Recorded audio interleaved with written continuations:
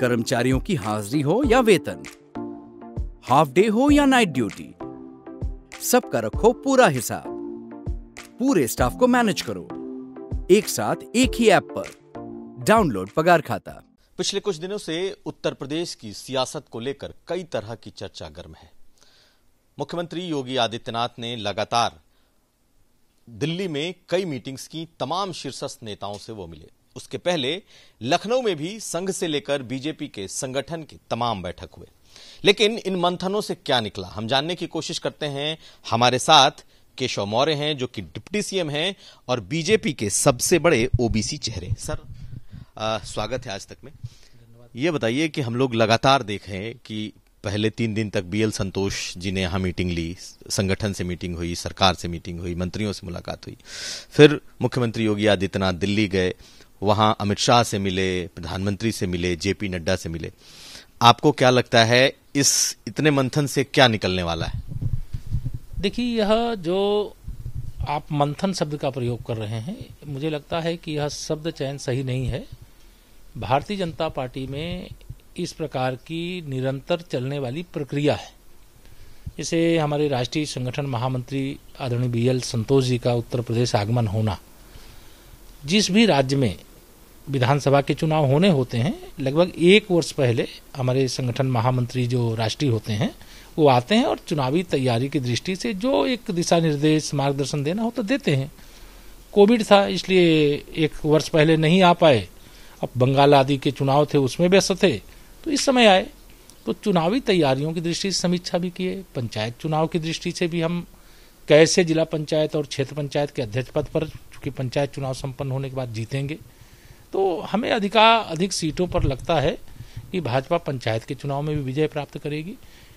इसलिए मंथन शब्द मुझे लगता है ठीक इसलिए नहीं है कि ये रूटीन, माननीय हमारे मुख्यमंत्री योगी आदित्यनाथ जी पहली बार माननीय प्रधानमंत्री जी से, माननीय गृह मंत्री जी से, माननीय राष्ट्रीय अध्यक्ष जी से मिलने तो नहीं गए। इसके पहले भी जाते रहे हैं, क्योंकि इस समय उसको दूसरे एंगल से देखा जा रहा है। तो मेरा ये मानना है कि ये सब रूटीन सब चीजें हैं। इसमें आप सब मीडिया के हमारे मित्रगण, सोशल मीडिया में, और जो हमारे विपक्ष के साथी हैं, जिनको लग रहा था कि शायद 2022 में कुछ हमें रास्ता मिल जाएगा, तो आपके मंथन शब्द का अगर मैं समर्थन करूं तो उस मंथन से यह निकल रहा है कि हम 2022 में भी 300 से अधिक सीटें जीत करके फिर से उत्तर प्रदेश में भारतीय जनता पार्टी की सरकार बनाएंगे। लेकिन ऐसा तो नहीं है कि बिल्कुल ही कुछ न हुआ हो। मान लिया ये रूटीन बैठक है, लेकिन बहुत सारी चर्चा हुई होगी। कहा यह भी गया कि नाराजगी है, ओबीसी में नाराजगी है, ब्राह्मणों में नाराजगी है, और उस लिहाज से कई कदम हम लोगों ने उठाते देखा। जितिन प्रसाद पार्टी में आ गए, ओबीसी की जो पार्टियां हैं, अनुप्रिया पटेल मिली, निषाद पार्टी के लोग मिले। तो क्या मंथन में ये तमाम चीजें तो रहीं? आप पार्टी दोबारा से अपने सहयोगियों के पास जा रही है, ब्राह्मणों को जोड़ रही है? इसको इस रूप में नहीं लेना चाहिए। देखिए, भारतीय जनता पार्टी में प्रदेश के अंदर भी, देश के अंदर भी अलग अलग दिनों में अलग अलग नेता ज्वाइन करते रहे, जिनको भाजपा की दृष्टि से लगता है कि भाजपा अच्छा काम कर रही है, भाजपा की विचारधारा पे भरोसा करते हैं और वो आना चाहते हैं, और हमको लगता है कि इनको लेने से हमारा कोई नुकसान नहीं है, तो निश्चित तौर से भारतीय जनता पार्टी नेतृत्व उनको पार्टी में शामिल करता है।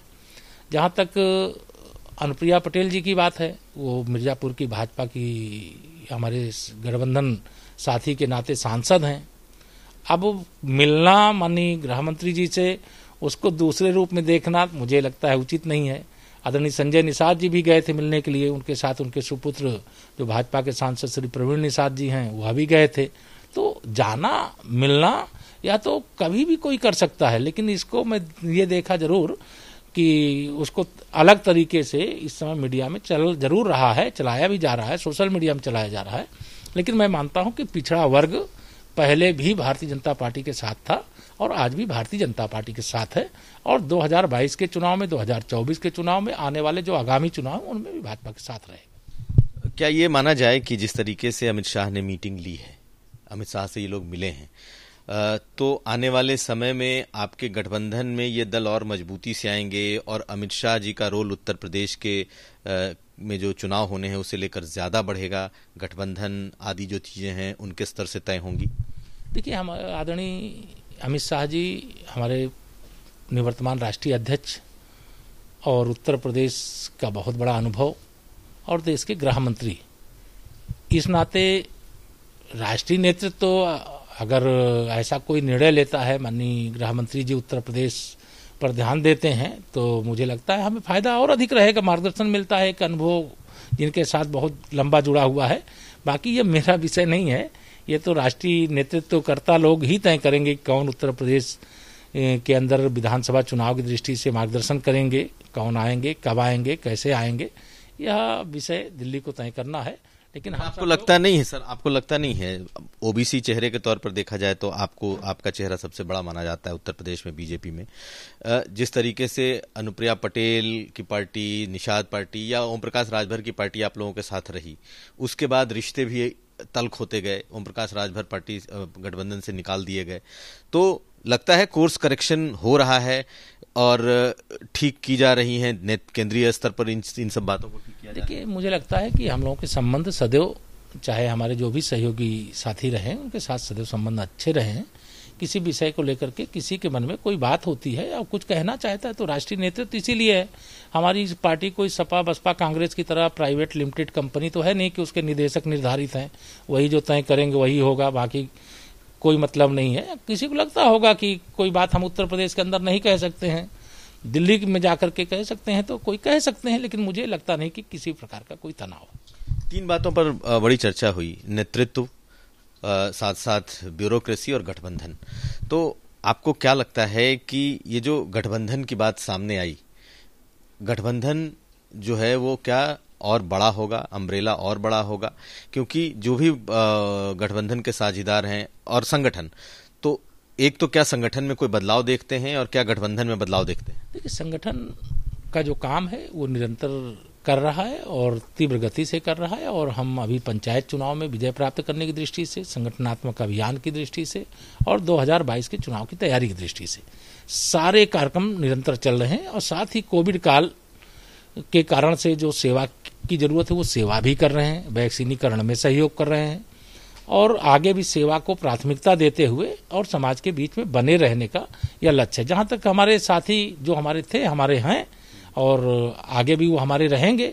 कोई अगर भारतीय जनता पार्टी परिवार से जुड़ना चाहता है तो कोई बात करेगा तो वो बात आप सबके संज्ञान में आएगी, लेकिन अभी मुझे लगता है जो हमारे साथी थे हमारे साथ हैं, और कोई भविष्य में जुड़ना चाहेगा तो पार्टी उस पर विचार करेगी।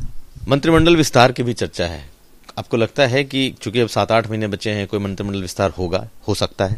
देखिए, जो विषय माननीय मुख्यमंत्री जी का है वो विषय मेरे अगर मंत्रिपरिषद का विस्तार करना होगा तो मुख्यमंत्री जी बताएंगे, लेकिन अभी मेरी जानकारी के हिसाब से कोई विस्तार आदि की सूचना नहीं। ब्यूरोक्रेसी को लेकर के जो एक चर्चा है कि ब्यूरोक्रेसी से पार्टी नाराज, पार्टी के भीतर विधायक नाराज हैं, सांसद नाराज हैं, कई मंत्री नाराज हैं, इसका कोई हल निकला? देखिए, ये हल कोई सवाल नहीं था जिसका जवाब उसमें से निकलना था, लेकिन कोई अधिकारी मनमानी ना करे, ये स्पष्ट तौर से पहले भी कहा गया, अभी भी कहा जा रहा है। हर अधिकारी को हमारे जनप्रतिनिधि की बात सुननी पड़ेगी, हमारे कार्यकर्ता की बात सुननी पड़ेगी, जनता की समस्या का समाधान करना पड़ेगा, और जो नहीं करेगा उसके खिलाफ कार्रवाई होगी। तो ये बात मीटिंग में भी आई थी? नहीं, मीटिंग का विषय नहीं है ना, मैं मीटिंग में तो था नहीं ना, जो आप मीटिंग का विषय बता रहे हैं। मीटिंग का विषय तो पंचायत चुनाव और आगामी विधानसभा चुनाव और सेवा। कोविड काल में तमाम प्रकार के संकट जो समाज के सामने खड़े हुए हैं, वो सेवा लोगों की करने का काम है, वो पार्टी के अंदर बैठ करके बातचीत में तय होगा। सर, एक आखिरी सवाल, लगातार कहा गया कि बदलाव हो सकता है, आपको लगता है कि क्या चुनाव मुख्यमंत्री योगी आदित्यनाथ के नेतृत्व में लड़ा जाएगा, क्या उनके चेहरे पे ही लड़ा जाएगा, क्या ऐसा है? देखिए, चेहरा कौन होगा, किनके चेहरे पे लड़ा जाएगा, बदलाव नहीं बदलाव, यह मेरा विषय नहीं है। ये भारतीय जनता पार्टी, मैंने कहा ना कि कांग्रेस की तरह, समाजवादी पार्टी की तरह, बहुजन समाज पार्टी की तरह कोई प्राइवेट लिमिटेड कंपनी नहीं है। इसमें पार्टी नेतृत्व है, मार्गदर्शक हैं, लोग बैठे हुए हैं, जो उचित अनुचित जो उनको ध्यान में आएगा उसके हिसाब से वो निर्णय लेते हैं। ये विषय जो मेरे से संबंधित नहीं है, उस विषय पे मेरे द्वारा जवाब देना उचित नहीं। लेकिन पार्टी की तरफ से ये कहा गया कि परिश्रम की पराकाष्ठा कर रहे हैं मुख्यमंत्री, बहुत अच्छा काम कर रहे हैं, और प्रदेश अध्यक्ष ने कहा कि उनके नेतृत्व में चुनाव में जाएंगे। देखिए, मैं भारतीय जनता पार्टी एक सामूहिक नेतृत्व वाली पार्टी होती है, सब लोग मिलकर के काम करते हैं। हम लोगों ने सब लोग मिलकर के चुनाव लड़ा, 2014 जीते, 2017 जीते, 2019 जीते, और पंचायत चुनाव में भी भारतीय जनता पार्टी की इतिहास की सबसे बड़ी विजय भाजपा के खाते में आई है। और जो भ्रम बैठा करके दिमाग में बैठे हुए विपक्ष के हमारे साथी, अभी जब जिला पंचायत अध्यक्ष के चुनाव होंगे, क्षेत्र पंचायत अध्यक्ष के चुनाव होंगे, तो ना घोड़ा दूर होगा ना मैदान दूर होगा, पता चल जाएगा कौन कितने पानी में। बहुत धन्यवाद। तो हमारे साथ थे केशव मौर्य, डिप्टी सीएम हैं उत्तर प्रदेश में, उत्तर प्रदेश सरकार में। साफ तौर पर बहुत सारे सवालों का सीधा जवाब नहीं दे रहे, लेकिन एक बात कह रहे हैं कि ये जो मीटिंग है इसे मंथन न कहें, ये बीजेपी की रूटीन बैठक है। किसके नेतृत्व में चुनाव होगा, कौन चेहरा होगा, ये सब केंद्रीय नेतृत्व तय करेगा। नीरज कुमार के साथ कुमार अभिषेक, लखनऊ।